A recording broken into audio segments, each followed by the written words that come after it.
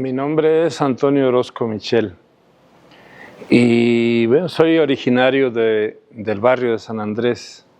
Aunque nací en Limón, Jalisco, mi familia pues es oriunda de esa parte de Jalisco, todos ellos dedicados a labores del campo. Pero llegué a San Andrés cuando tenía 7 años. Nosotros pues trasladamos nuestras costumbres y nuestra cultura como pueblos a este barrio. Mi nombre es Jorge Manuel Pérez Mora, soy el cuarto hijo de la familia Pérez Mora. Yo nací en el barrio de San Andrés. En 1967 salimos del barrio de San Andrés porque mi padre compró una casa en Oblatos. Mis padres son originarios de Cuquío. Se vienen a Guadalajara a ser comerciantes, donde están en una tienda ahí cerca del barrio de San Andrés. Mi hermano, el mayor, que trabajaba en un empleo formal, mi mamá era ama de casa, Enrique el estudiante, pero ya militando en la organización, y yo iba a la escuela, no a la primaria. Y en ese contorno es donde yo vivo ese proceso histórico. Esa fue mi primera parte. Estudiamos casi todos en la escuela primaria Lázaro Cárdenas, de ahí de San Andrés, que era una de las pocas primarias federales que había. Y bueno, en esa primera etapa, pues establecimos lazos de amistad entre los jovencitos, niños que éramos parte de la comunidad. Una amistad que se conservó en la primaria, en la secundaria, en las escuelas de preparatoria. Pero fuimos creciendo y fuimos expresando anhelos, aspiraciones, deseos, como todo adolescente, como todo joven. Y algunos teníamos posibilidades o tenían posibilidades de seguir estudiando y otros solamente la primaria. Y bueno, pues en San Andrés se generó también una pandilla juvenil denominada Los Vikingos, que pues la pandilla fue un espacio de interacción, de convivencia, pero también de intercambios de anhelos y de aspiraciones. Y fue la segunda generación de esta pandilla, encabezada por Arnulfo Prado Rosas y Enrique Pérez Mora, que al llegar a las escuelas y preparatorias secundarias de la UDG, se empezaron a involucrar con deseos de participar en las elecciones de las asociaciones de alumnos de las escuelas, y chocaron con una estructura autoritaria, gangsteril, ejercida por la Federación de Estudiantes de Guadalajara, que en la realidad era una organización de control, de represión. Entonces esto significó un desafío para muchos, para esos cientos de jóvenes que proveníamos de estos barrios del oriente de la ciudad, que no aceptamos que nos excluyeran o que nos condicionaran. Todo este proceso histórico que se vivió en los años de los 60 a los 70, yo lo fui viendo a través de mis hermanos, porque ellos eran adolescentes cuando yo era un niño. Ahí veía, por ejemplo, oía de la pandilla de los vikingos, oía cuando ya empezaron las luchas estudiantiles, y después participamos toda la familia cuando mi hermano Enrique se integra a la Liga Comunista 23 de septiembre, después de que sale de la prisión de Oblatos. Él cae en 1970 por una balacera que se da en el Politécnico. Entonces cae, dura 2 años, sale del penal, se integra, es cuando se forma la organización, se integra a la Liga, y un día, sin más, en la noche ya no amanecimos en esa casa, agarramos lo más esencial y estuvimos recorriendo toda la ciudad en compañía de Enrique. El caso de Enrique Pérez Mora, pues siempre fue para nosotros un compañero muy respetado y con un liderazgo indiscutible, ¿no? En el contexto social, tanto nacional como mundial, fue muy interesante. Fue una generación que rompe muchos enigmas, rompe muchas, ¿cómo se dice?, estructuras del poder, desde el gobierno, desde la estructura familiar. Hay un choque generacional muy fuerte. En ese ambiente, por ejemplo, surge muchos cambios en la música, en la cultura, en las artes, en la literatura y a nivel social, porque están inmiscuidos en una guerra fría que se arma en 2 bloques, el capitalista y el bloque socialista, donde se genera ahí una revolución cubana, donde se está viendo una guerra de Vietnam, donde surge un movimiento como el de los hippies, el de los panteras negras, donde los estudiantes se dan voz a sus inquietudes ante las autoridades universitarias, ante el mismo Estado, ante los gobiernos, se hace oír su voz. En los deportes, en las críticas, empiezan a cuestionar al gobierno, al presidente, que en ese entonces era como el ser superior de la nación, ¿no? Dicen que la palabra del presidente era tajante y totalitaria. No se movía una hoja si el presidente no lo indicaba. Y todo eso lo empiezan a cuestionar. Esa noche se llevó a cabo una acción de fuga del penal de Oblatos. Habíamos sido detenidos ya varios compañeros, la mayoría veníamos del barrio de San Andrés y algunos, la mayoría éramos parte de la pandilla de los vikingos. Ese día en la madrugada para nosotros fue una sorpresa, porque, no sé, 2, 3 de la mañana llegan a mi casa soldados, policías de la Federal de Seguridad, y da la casualidad que mi hermana ella vivía en Ciudad Guzmán y llega de visita, y llegan y nos detienen, allanan la casa. Yo y mi hermana pues no sabíamos por qué nos detenían. En ese tiempo se había organizado aquí en Guadalajara un comité de madres en defensa de los presos políticos y pensamos que nos tratan de detener porque querían hacer un movimiento dentro del penal de Oblatos, las fuerzas represivas, contra los presos políticos, y no querían que hiciéramos mitin, nos salíamos a volantear o a manifestarnos. No sabíamos nada, nos detienen a mi madre, a mi hermana, a mí, después nos separan, luego nos llevan a interrogar a mi mamá, a mí, a mi hermana la separan, que ella iba embarazada, nos interrogan un día, ahí fue donde conozco a uno de los peores torturadores y represores de la guerrilla. Pero para ese momento ya habíamos sido reprimidos en el movimiento estudiantil. Esto pasa en 1976, el 22 de abril, pero ya habíamos transcurrido las luchas en el 70 en las que fue asesinado Arnulfo Prado Rosas.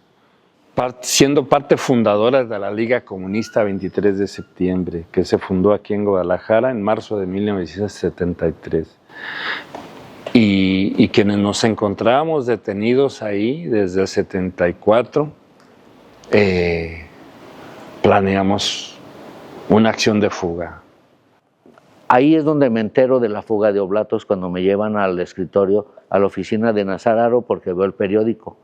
Y se fugaron 6 peligrosos terroristas. Y dije, ya se fueron. La que sí sabía todo lo de la fuga era mi mamá. Pero no, ni por aquí les pasó ni una sospecha de ella ni nada. Mi mamá, 30 o 35 años después me dice que participa activamente en la fuga.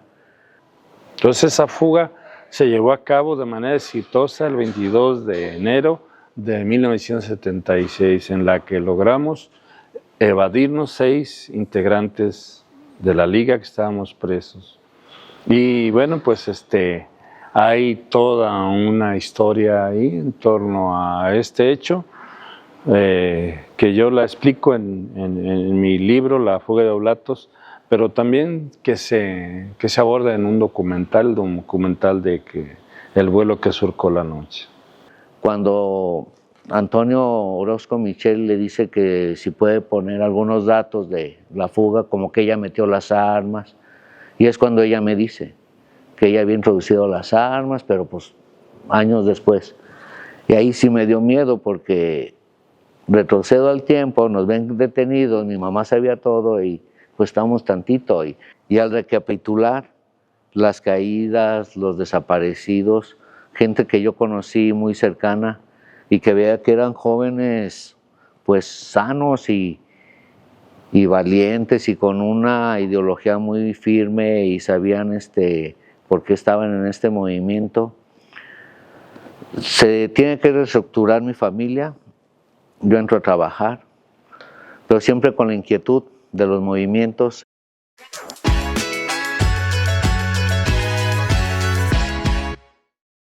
En un tiempo no podíamos mencionar nada de este movimiento. Los comentarios que hacíamos eran los involucrados o los que nos conocían, pero otras personas, o pararnos en una plaza y decir que había un movimiento armado era imposible, porque eras presa de detención y hasta tortura. Bueno, me surgió desde una inquietud que tenía yo después de que regresé a Guadalajara. 20 años después de la fuga regresé a Guadalajara. Tuve que regresar porque mi familia era de aquí, mi madre estaba muy enferma allá. Y regresé y fui a ese lugar, a donde estaba la cárcel de Oblatos, porque ya había sido destruida. Y me impactó. Me invadió una sensación de que no estaba solo ahí, que ahí estaban mis compañeros que habían muerto, que habíamos estado presos en ese departamento de máxima seguridad. Entonces, de ahí surge la inquietud de escribir y demostrar quiénes éramos, qué queríamos, por qué luchábamos. Se van cambiando los tiempos y empieza esa noción que nace en uno de visualizar esa época, tanto de los sobrevivientes como de los que ya no están con nosotros, de decir esas causas por las cuales pelearon, que siempre son justas y hasta actualmente las vemos y tienen toda la razón, porque después de cada levantamiento armado que hubo en México antecedió una represión. Entonces empezamos a fomentar pláticas, círculos, primero en pequeños grupos, y en San Andrés se da que mandan a hacer unos murales por Javier Mina, y causó mucho impacto. Llegaron a visitarnos de varios países, así gente, y les damos el recorrido. Después se hacen otros 3 murales en el barrio de San Andrés, y nos empezamos a dar a conocer en la misma calle, apoyando otros movimientos, nos conectamos, saben nuestra historia y nosotros les compartimos. Se hace un movimiento donde se instaura en el Jardín de San Andrés el antimonumento, que fue una lucha que llevaban muchos sobrevivientes como el Reyes Crespo, y se logra poner ahí. Y eso nos da más pauta para que más gente nos conozca en el medio estudiantil, en universidades como la ITESO, la UDG, la UTEG, que se interesan por el tema y nos dicen que si es posible que les demos el recorrido y que les planteemos nuestra historia. El propósito de escribir no me resultó fácil porque yo no tenía formación, no tengo formación académica ni literaria. Hice intentos tras intento y no podía, hasta que logré darle orden a la narrativa en el texto. Con mis propias enseñanzas en la lectura de otras obras, fui creando mi propio estilo. Y bueno, lo hice como un compromiso de no olvidar. En una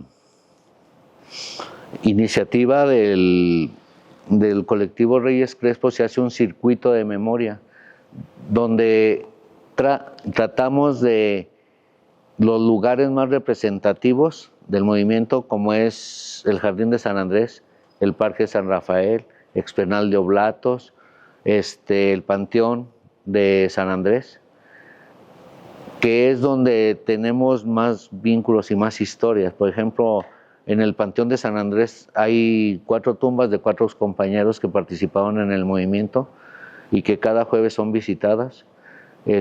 Antes del 2 de noviembre son pintadas y siempre hay presencia de nosotros con ellos. Y para nosotros la importancia es rescatar eso, los valores de esa juventud que fue muy satanizada. Cuando yo le propuse la idea a Hermenegildo Holguín Reza, que es el editorialista de La Casa del Mago. Se la propuse porque nos encontramos ahí en algún evento alguna vez y le dije, oye, yo quiero escribir algo, ¿no? Ah, sí, ¿cómo no? Cuando ya lo tengas me dices y lo revisamos. Pero yo no podía pues darle hilación a la narrativa. Entonces me dijo, no, mira, Toño, te espero en mi casa, en el taller, y te voy a entrevistar. Entonces estuve yendo con él cada sábado a un lapso de 2 horas de grabación y entrevistas. Y luego a transcribir, y luego ya me dijo, mira, ahí está ya. A Reyes Crespo las invitan en varias universidades a que den su palabra y den el testimonio y den los motivos de esta lucha. Nos invitan a prepas del UDG, en distintos lugares nos dan la palabra y es como nos empezamos a crecer como colectivos. Está, por ejemplo, el colectivo Reyes Crespo y está el de Memoria y Resistencia, Francisco Mercado Espinosa, que somos los visibles en San Andrés para llevar esa historia a la gente.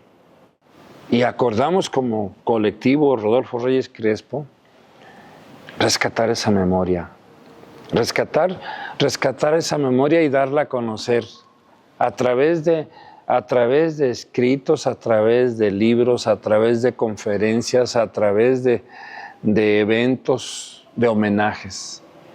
Y así lo hicimos, que me quedaba claro que no se trataba solamente de dar a conocer una acción militar espectacular, sino la parte interna de nosotros como jóvenes, que no rebasábamos la edad de 22, 23 años. Es contar y recrear una historia para las nuevas generaciones de que vean que sí hay maneras de protestar y ante la represión de contestar. Pero nosotros queremos crear una conciencia de crear una base, ya sea estudiantil, obrera, campesina, de crear las condiciones para que el Estado no reprima una protesta. Crear esas condiciones para que si yo tengo una inquietud social la puedo expresar y ellos, como es su deber, me la pueden solucionar. Ahora nosotros estamos creando esa conciencia en los movimientos para que el Estado tome su papel, que es resolver las injusticias. Y yo como ciudadano tener el valor civil de decirle, ¿sabes qué? No me gusta esto, ocupo esto en la sociedad, y que se me escuche y que se me resuelva, no que se me reprima. En 2007 se presenta ahí, enfrente de la expenal, el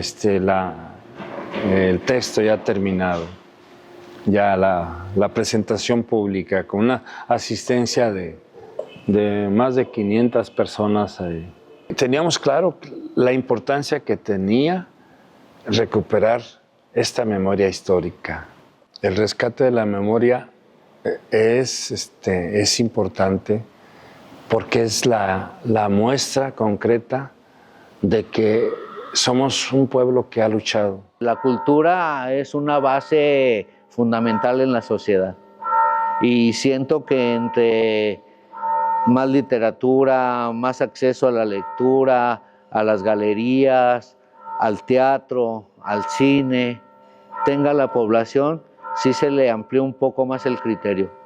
Sí, y deben el Estado es una de sus deberes, ¿no? De crear esos ámbitos de cultura a nivel general, no a ciertos sectores exclusivos, no, a nivel general.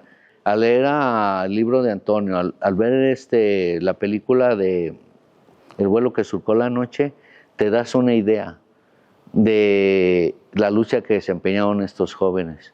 Está también, te puedo agregar, el ver un mural, el leer un panfleto. O sea, dicen, eso existió. Mucha gente dice, ¿a poco hubo un movimiento armado aquí en Guadalajara? O sea, lo creen imposible. Y fue uno de los fundamentales en todo México. O sea, y todo esto ha servido para ir en retrospectiva de una sociedad en el contexto de los 70s que se puede trasladar a estos momentos.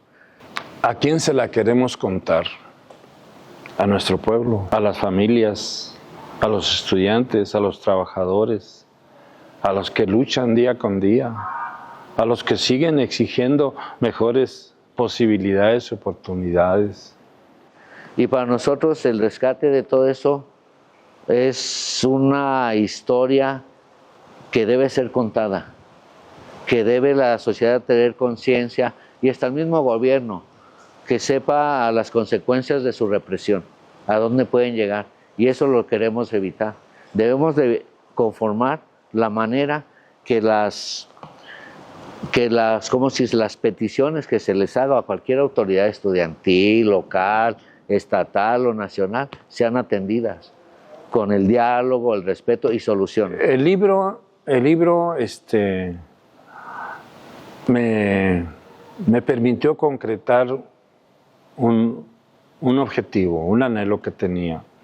Descubrí algo que no tenía idea que existía en mí, un deseo de expresar ideas e historias a través de la escritura. No es